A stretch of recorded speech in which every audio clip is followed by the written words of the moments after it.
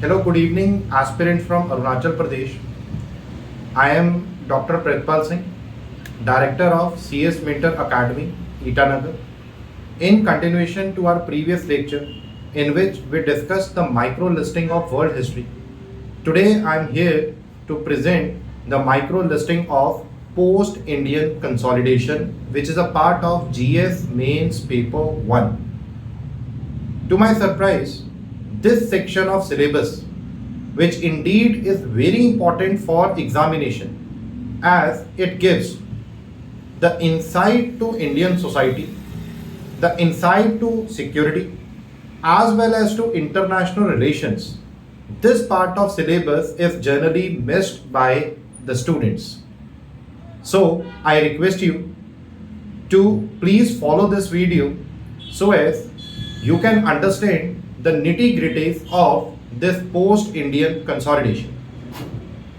You are also very aware that Union Public Service Commission and Arunachal Public Service Commission, they have just mentioned a single line on this part of syllabus, that is post-independence consolidation and reorganization within the country. With this line, student gets confused how to read, what to read, from where to read, and how much to read. So in this video, I will guide you the subtopics under post-Indian consolidation, and I will also tell you how you can link this subject with Indian society, internal security, as well as with your international relations. To your very surprise, this part of syllabus has also its link with the most important part of your preparation, that is Indian economy. So let's begin with the dissection of post-Indian consolidation. So first topic in post-Indian consolidation will be reorganization of states. Under this, you are directed to read what was the status of India during independence. There were multiple princely states around 552. How Vallabhbhai Patel diplomatically, militarily, and analytically integrated these states into India. What were the multiple factors which led to these mergers?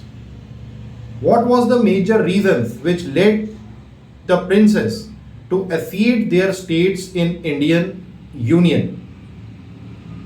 Why Goa, or how Puducherry, they came under Indian control from Portuguese and French control respectively. How we got a state by the name Sikkim. How we rehabilitated refugees which came from East as well as from West Pakistan. What were the major federal crises at that time? How this Pandit Nehru led to the reorganization of states? Do we need second reorganization? How Uttarakhand, how Jharkhand, how Chhattisgarh, and recently how Telangana formed? What was the main reasons behind the bifurcation of Jammu and Kashmir into two union territories? What is the real meaning of linguistic regionalism? Like under the second subsection of this topic, we will talk about the issues related to vulnerable section, such as what are the tribal issues, how Pandit Nehru led to tribal consolidation, what was the major views of Pandit Nehru, Mohandas Karamchand Gandhi, Warrior Elvin, Mr. Ghure with respect to tribals, how we consolidated these tribal into Indian Union, what were the issues which we addressed and which we failed to address, and which led to the major issues such as insurgency as well as what? Naxalism. So hence, the post-Indian consolidation is a base for your Indian society as well as for your Indian security. And the mains part is when you write any answer, you have to think from 360 degree so as to give different perspective to different questions asked, so that you can get better marks in your mains examination. Second topic under this vulnerable section, we will talk about caste. We will talk about communalism. What was the history of communalism in India? What is the history of caste in India? How this caste and communalism we can link it with Indian society, how we can link it with ethics, how we can link it with Indian economy, how we can link it with internal security. Third, we will talk about women empowerment.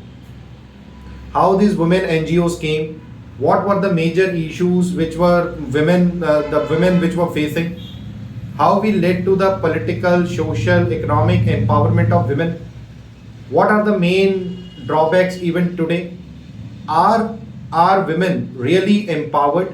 So these topics must be discussed when we are discussing with this section of our syllabus. Now, what is the issue with respect to linguistic minorities? What are the issues with respect to the religious minorities? The third topic in post-Indian consolidation will be overview of economic development since independence. When India got independence, why we favored socialist model of development? Why we didn't follow the capitalism model? Why we didn't follow the communist model? Why we adopted the planning in India? What was our major 5-year plans? Have we achieved those 5-year plans? Have we failed it? If we achieved, what were the reasons behind their success? If we failed, what were the reasons behind that failure? So we have to analyze planning as a whole. Why Narendra Modi in 2014, instead of planning commission, why he came up with Niti Aayog? What is the main difference between planning commission and Niti Aayog? So it is very difficult to demarcate. Should we read this under post-Indian? Should we read this in polity and governance? Should we read this in economy? Should we read this in other part of our syllabus? So according to me, one topic should be read from a 360-degree angle, so as to have multiple views or a multiple perspective on a single topic, which can give you edge in your preparation.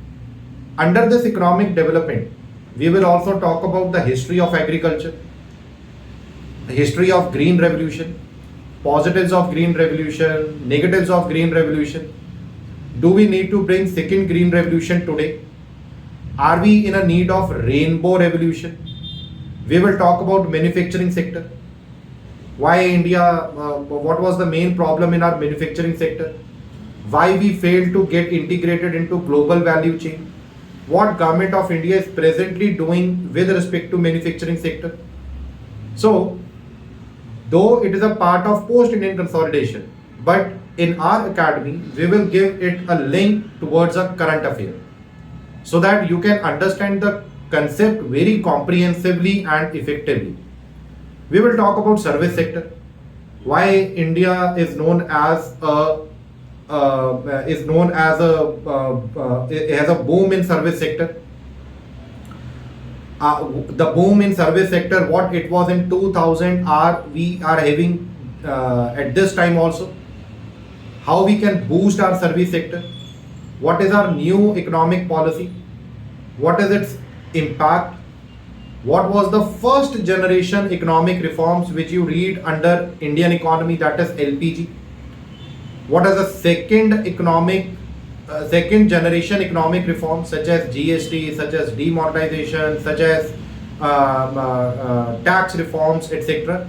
So comprehensively we will discuss the syllabus, so that you can very easily link with other part of syllabus, such as society, such as internal security, international relations, economy, and wherever the need arises. So with this, I thank you to watch these videos, and I know you are giving good applause to these videos. Thank you.